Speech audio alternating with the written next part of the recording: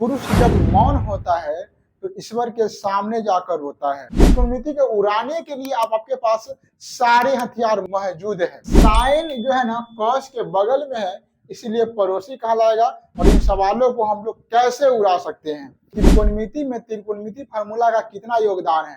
बिना त्रिकोणमिति फार्मूला का त्रिकोणमिति है ही नहीं। आज की वीडियो में हम लोग सीखेंगे त्रिकोणमिति के संपूर्ण फार्मूला कैसे याद रखते हैं। तो चलिए वीडियो को शुरू करते हैं।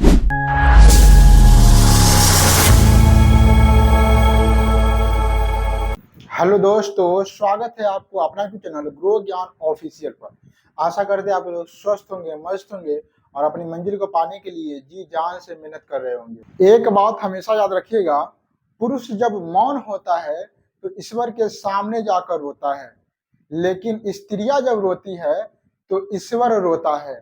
इसीलिए स्त्रियां को देवी माना जाता है और इन्हें नहीं रुलाना चाहिए और नहीं सताना चाहिए। त्रिकोणमिति फार्मूला का आज हमारा तीसरा क्लास है। इससे पहले 2 क्लास हम लोग ले चुके हैं और हम यह बता चुके हैं कि त्रिकोणमिति में त्रिकोणमिति फार्मूला का कितना योगदान है। बिना त्रिकोणमिति फार्मूला का त्रिकोणमिति है ही नहीं। इसलिए आप वो दोनों क्लास को जाकर अवश्य देखिएगा।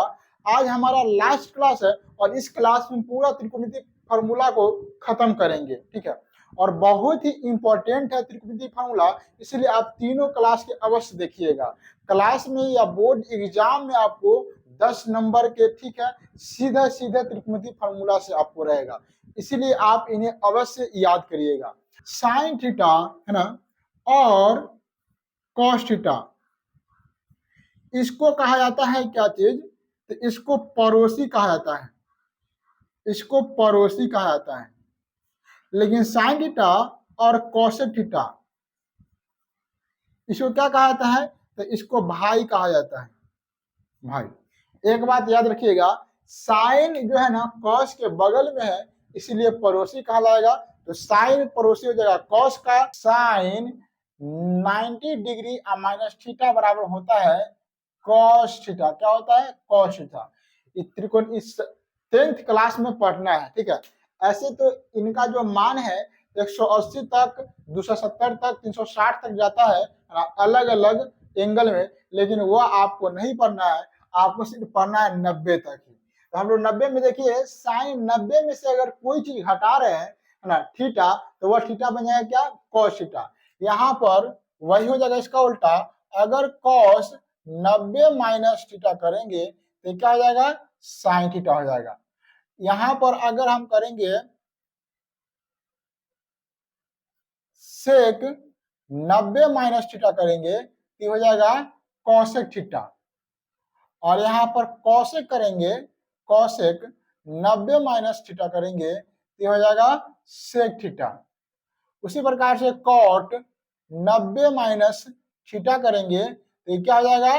कॉट टैन थीटा में बदल जाएगा। और टैन 90 माइनस थीटा करेंगे तो हो जाएगा कॉट थीटा। इतना फॉर्मूला होता है, आपको याद रखना बहुत ही जरूरी है ना। इस फॉर्मूला को अगर आप याद रखते हैं तो फिर आपको कहीं भी प्रॉब्लम नहीं होगी। याद रखिएगा, साइन 90 में से अगर थीटा घट रहा है ना, साइन 90 में से थीटा का मान क्या होगा? 90 से कम होगा। साइन 90 में से अगर थीटा घट रहा है तो आंसर हो जाएगा क्या? कॉस थीटा में बदल जाएगा। कॉस 90 में से अगर थीटा घट रहा है तो साइन थीटा बदल जाएगा। सेक 90 डिग्री माइनस थीटा होगा तो कॉसेक थीटा हो जाएगा। और कॉसेक का सेक, कॉट का टैन, टैन का कॉट। ये बात आप अच्छे से याद रखिएगा। बशर्ते 90 में से घटना चाहिए। क्या चीज में घटना चाहिए? 90 में से घटना चाहिए, ठीक है। यहाँ पर आप अच्छे से समझ चुके हैं। अगर हम आपको कहेंगे, एग्जाम्पल के तौर पर ले लीजिए कि बताइए टैन 90 माइनस 30 डिग्री बराबर क्या होगा आंसर? आप कहिएगा, बताइए, हम पूछ रहे हैं कि टैन 90 माइनस 30 डिग्री बराबर क्या होगा। तो आप कहिएगा कि 90 माइनस 30 डिग्री बराबर क्या होगा? तो कहिएगा 90 में से थीटा घट रहा है, तो 90 में से थीटा घट रहा है तो बनता है कॉट थीटा। तो यहाँ पर आप कहिएगा क्या हो जाएगा? Cot 30 degree. कॉट 30 डिग्री का क्या मान होता है? बताइए, कॉट 30 डिग्री का मान क्या होता है ना? तो कॉट 30 डिग्री का अब बोलिएगा मान होता है √3।